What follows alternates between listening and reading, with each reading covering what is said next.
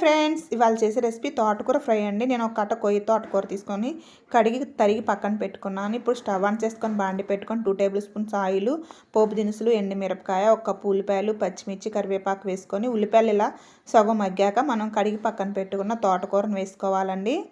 ఈ తోటకూర ఫ్రై చాలా బాగుంటుంది. చపాతీలోకి దేంట్లోకైనా ఇలా తోటకూర వేసుకున్నాక కొంచెం సాల్ట్, పసుపు వేసుకోవాలండి. సాల్ట్ తక్కువే పట్టిద్దండి. మనకి ఈ ఆకుకూరలో సాల్ట్ కంటెంట్ ఎక్కువ ఉంటుంది కాబట్టి సాల్ట్ తక్కువ పట్టిద్ది. ఇలా మనకి మీడియం మంట మీద ఇలా వేయించుకోవాలి. మనం ఇప్పుడు ఈ పొడి ప్రిపేర్ చేసుకుందామండి. ఈ పొడి ఈ తోటకూరలోకి బాగుంటుంది. 1 టేబుల్ స్పూన్ పల్లీలు, 1 హాఫ్ టేబుల్ స్పూన్ నువ్వులు, జీలకర్ర, ధనియాలు, పుట్నాల పప్పు వేసుకొని వేయించి మెత్తగా పొడి చేసి పక్కన పెట్టుకోవాలి.